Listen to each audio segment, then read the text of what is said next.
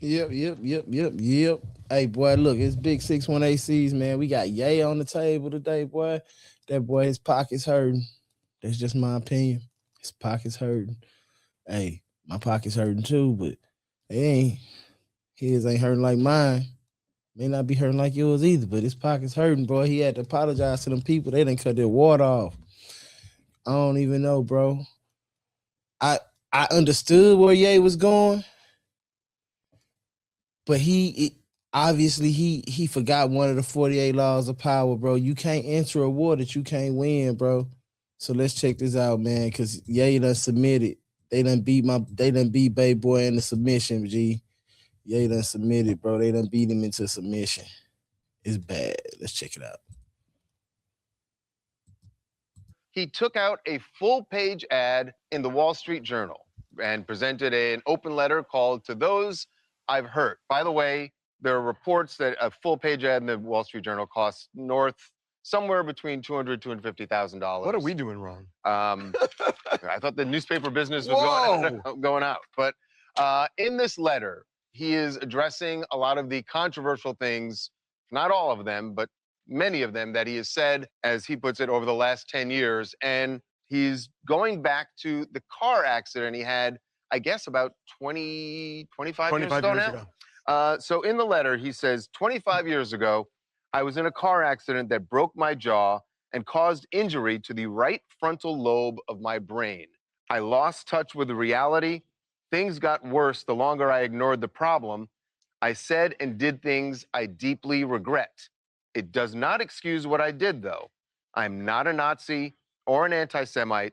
I love Jewish people. Okay, so now he says, by the way, that frontal damage was undiagnosed for a long time. Well, we should say that I believe it was around 2015.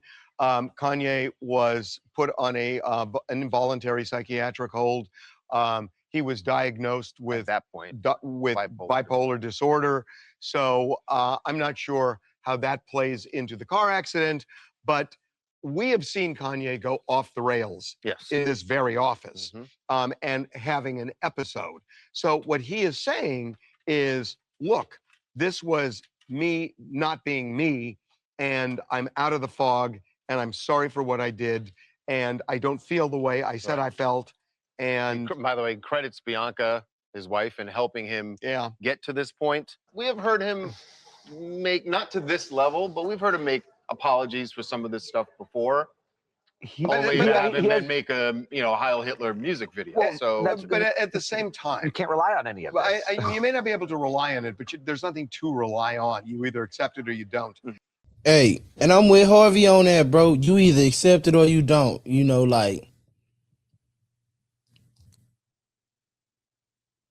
TBI, a traumatic brain injury, it can lead you to having some changes in your body and some changes in yourself and changes in your personality, because we all know that his accident was very, very, very traumatic and he was really messed up.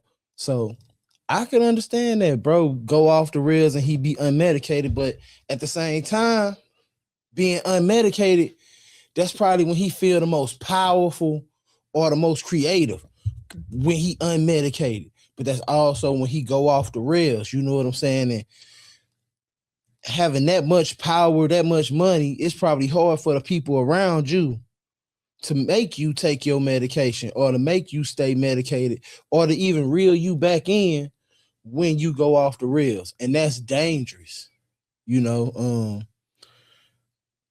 and like he's in his own words, how can one man have all that power?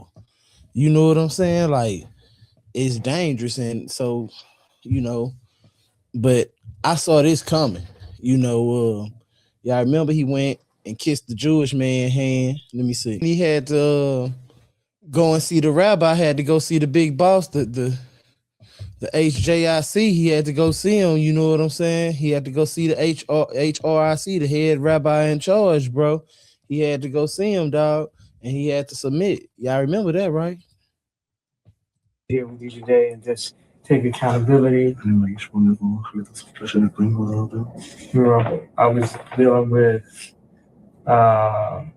some various issues dealing with bipolar also.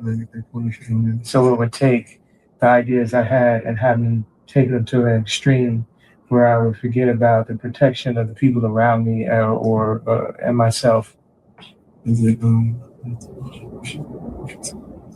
So I wanted to come and take accountability. Sometimes people aren't that knowledgeable about the bipolar and the cause or what causes it and the way you act when you have this disease.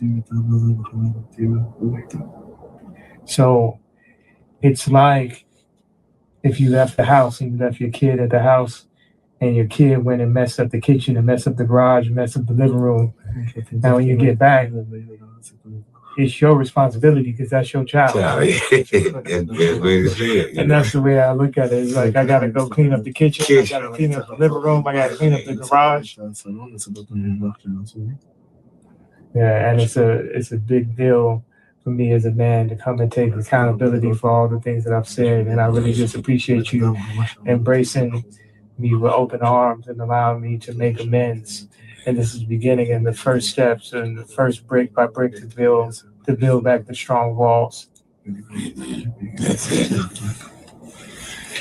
said Rabbi said the Judaism. The Judaism brought to the world a way for someone when he regret about something that he has done wrong.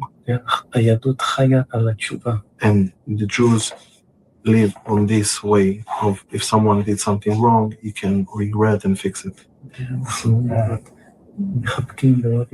the rabbi is hugging you and hugging everybody.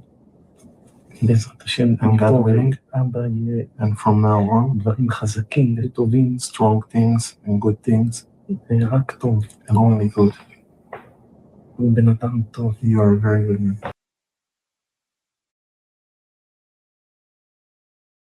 So that was his blessing, bro. That was them letting them know, like, all right, bro, you did your thing. That was him saying, like, bro, I'm just trying to repair what I done messed up, bro. I went off on the deep end, bro. I was going through one. I was having an episode, and he just trying to take accountability for his mistakes, man, and I guess repair the relationships that he damaged. Because one thing about that community, you can't offend that community and still think that you're gonna do business in any service that community own. And if we being honest, bro, that community they do it, bro, on both sides of the lines. You know what I'm saying? On the black side and the white side. When I say black, and I don't mean like black people, I mean like on the dark side. You know what I'm saying? In the dark economy and in the legal economy, in the illegal world and the illegal world and the legal world, they do it. You know what I'm saying? And they stand by each other and they stand together, and that's community, bro. That's one thing that I do respect about that community. You will not play with that community, dog. You will not play with them. So yeah, he just trying to fix what he broke, bro, because he recognized, like, man, breaking this, it can destroy my life. They turned off that boy water quick because he ain't gonna be able to do no business. He ain't gonna be able to get no loans. Do nothing. Not in America. Not even in Europe. Water cut clean off for disrespecting the community, bro. So I'm glad he did take accountability, bro. I'm glad that he apologized, bro. And I'm glad that they cut his water back on. You know, and I hope that bro can address his mental health, bro, and properly address it. You know what I'm saying? Because sometimes, man, as a fan, bro, we be worried about bro. We've been rocking with Ye since the pink polos. And so, and as a supporter, as a fan, we be worried about him, bro. I really do. But I'm glad that he took this step of accountability, bro, because that's one thing that a lot of people lack is accountability. My name, Big 618Cs, bro. I'm out, man. If ain't nobody told you they love you, you know Big 618Cs love you, bro. If ain't nobody told you that they want to see you win, you know Big 618Cs want to see you win. Hit me up. Let me know how you winning, man. I promise you I'll listen. Just do me one solid. Hit that subscribe button, man. I'm out. Peace.